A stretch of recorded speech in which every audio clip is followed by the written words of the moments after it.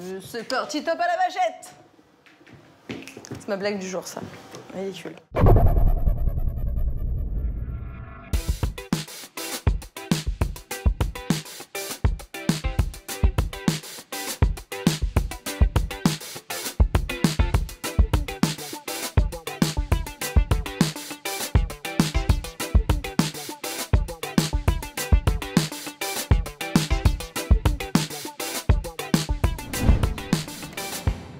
Un sous-marin, plus un meurtre, plus des militants écolos, plus une inspectrice hantée par un trauma égale Vigil, un thriller britannique addictif et haletant qui cartonne outre-Manche.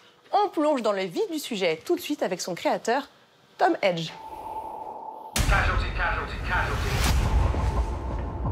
This is DCI Amy Silva. Earlier today, crewman died on board Vigil. How are you with confined spaces? I'm gonna need someone who can radio me leads. I've got a good shorthand with Kirsten. I think this was a murder. That's absurd. If you're asking who's capable, anybody. Hi, Tom. Hello, how are you doing? How are you? I am doing very well, thank you. Officer of the watch, dive the submarine. Submarines have always been fascinating to people, from 20,000 Leagues Under the Sea to Crimson Tide. Why is that, do you think? The idea of a craft that can be on top and then vanish, there is something quite strange and compelling about that.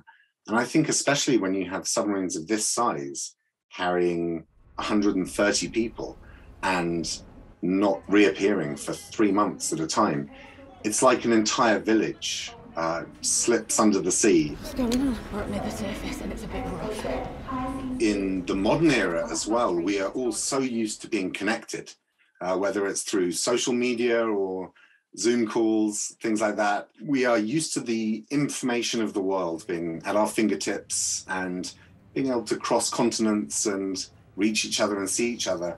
So that too is a deeply alien concept. That's also why the submarine was appealing as a domain, because in order to make that work for people day to day without the stress and the tension and the lack of capacity to leave, everything has to work like clockwork.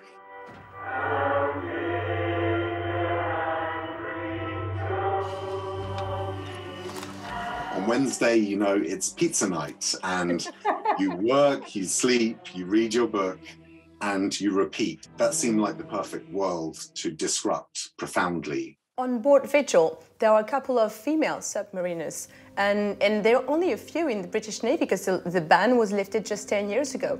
But you have a woman coming to investigate on board, DCI Amy Silva.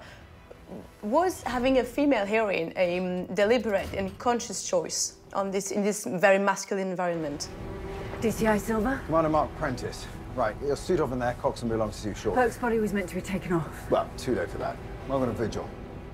It was, and it felt very useful to take an investigator who is an outsider in as many ways as possible. And one of the things that I was interested in looking at was how somebody who is very competent, very good at their job, is able to work when they are stripped of all of their usual tools. So typically in an investigation, she would have her colleagues, different specialists working on forensics and information and data science. And also at the end of the day, she would be able to go home and have a cup of tea and gain some distance from it.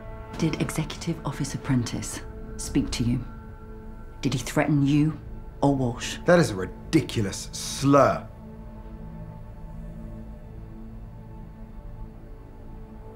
On your way. What the hell was that about? Just helping the DCI out, Mark, as per our orders. The crew need to know they can be honest with You it. just asked a junior officer if they saw me beat up a rater. Yes, because I think that is the question DCI Silva wanted answering. But also crucially, she's in an environment where her authority is constantly butting up against the authority of the boat's senior officers. Sit down. Burke would disagree. Oh, fuck Craig Burke! Burke was a treacherous little shit who got exactly what was coming to him! Who's a drug addict? It's done enough damage. No. So you have the complexity of a very heavily male world and a bonded male world Let me out.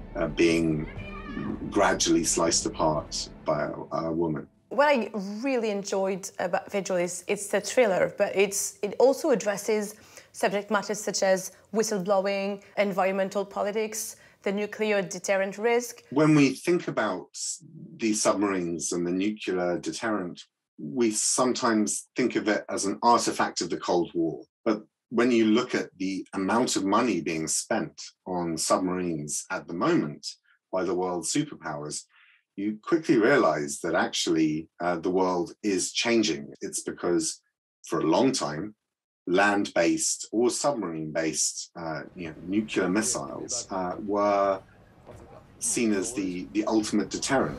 This is the main event. You know what's in these? £50 million worth of nuclear missiles. But missile technology, anti-missile technology, has improved so much that countries that worry about their deterrent being stoppable are looking at the sea again. I found that interesting, that under the sea is once again a new arena for the world's superpowers to do battle. Could be closer, finer. Signal from CTF 345.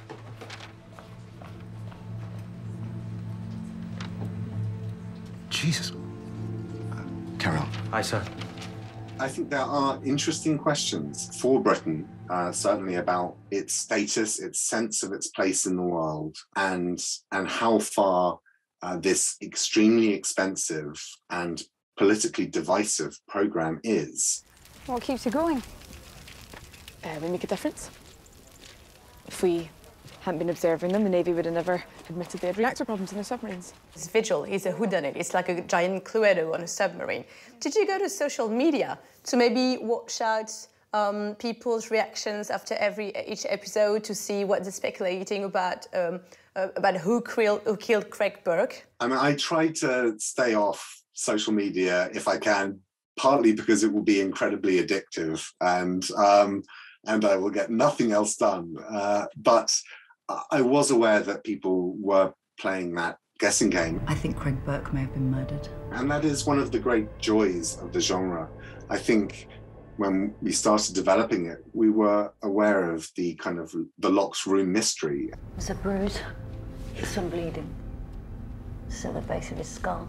And there is, of course, a limit to who can have done this. We're just gossiping during a once-in-a-lifetime crisis. That happened on your watch. I'm interviewing a suspect. You know, and we were aware that because the show in the UK at least went out weekly, that we were allowing that space for those questions to emerge. You've worked on linear shows, Strike, Lovesick, You Don't Know Me, and you also worked on The Crown, which is like a full season dub on Netflix. So do platforms and international releases make it harder for you to work as a screenwriter? One of the perhaps more granular choices that is made now is thinking about how people will digest a show. And if you know that your show is going to go out weekly, then you build it in a slightly different way. You anticipate that time and you try to build into the show questions that will sustain and might be a pleasure to tangle with. Tanker dead ahead. Go deep, go deep, go deep.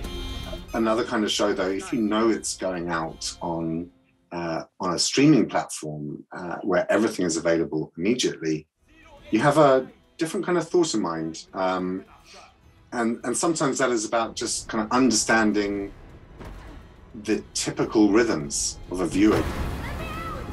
But I think it does still come down to having regard for your audience and trying to connect to the experience that they will have with the show. Thank you very much, Tom Edge. It's been a real pleasure, and thank you very much for talking to me.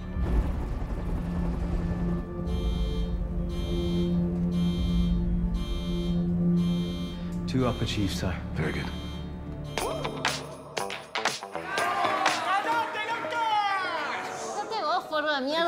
¿En qué salto a defender a la tortita virgen? Si hubiéramos educación, habría menos pelotudos como vos.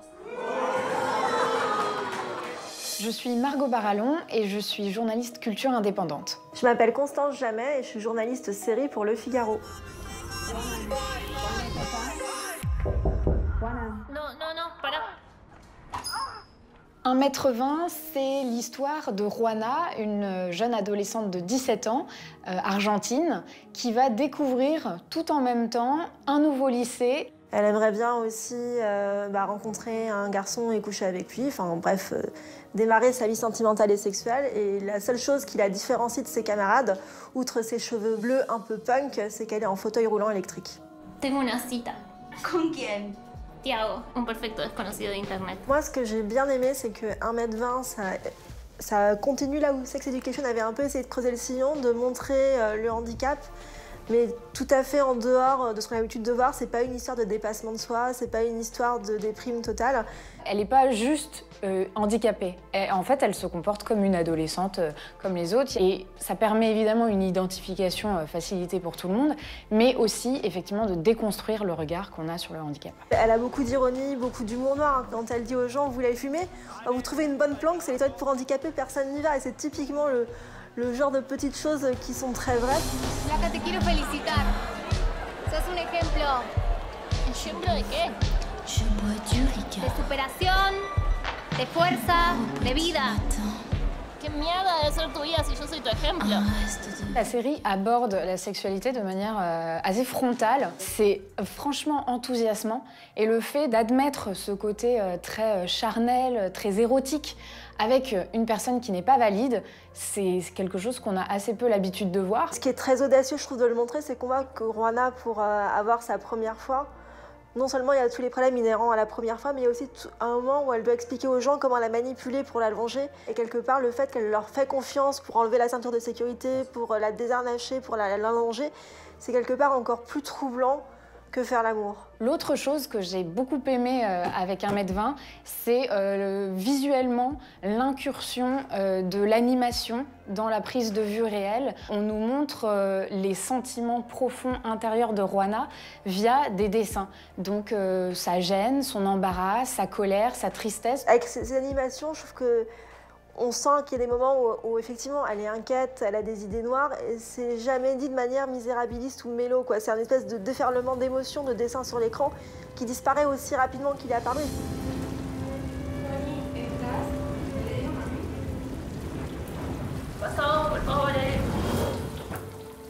On a beaucoup de mal à concevoir des gens porteurs de handicap dans le cadre de l'intime, et cette série, ce qui s'interroge, c'est pourquoi ça nous remue, ça nous dérange autant. Je pense que ça dit aussi qu'on est passé d'une époque où il y avait vraiment un besoin de combat à une époque de normalisation. Et peut-être c'est ce qui manque un peu à la télévision aujourd'hui, c'est de nous montrer toute l'intimité de ces personnes-là, parce qu'elles ont de l'intimité que nous, on ne veut pas le voir. On change le regard et on les inclut dans une histoire qui pourrait arriver un peu à tout le monde. Et le handicap est une donnée du problème, mais pas le problème. 1m20, c'est une série pop et nécessaire. 1m20, c'est une série pionnière, dérangeante parfois, nécessaire et surtout plein de vie. Et ça, c'est très important. Is there a show that reminds you of your childhood? The Mary Tyler Moore Show. I Love Lucy. I probably watched more episodes of that than anything. That girl, remember that girl, Marlo Thomas? These were all really iconic women. And by the way, as I mentioned those shows, it's like, even then, there were roles for women. Women were breaking through on television, and to do it with a sense of humor. And of course, that's, you know, my experience being a woman in the world and trying to empower myself in the world. I feel like sense of humor is one of our greatest powers. And I think I probably feel that way because of those influences in my life. À la semaine prochaine pour encore plus de séries. Salut!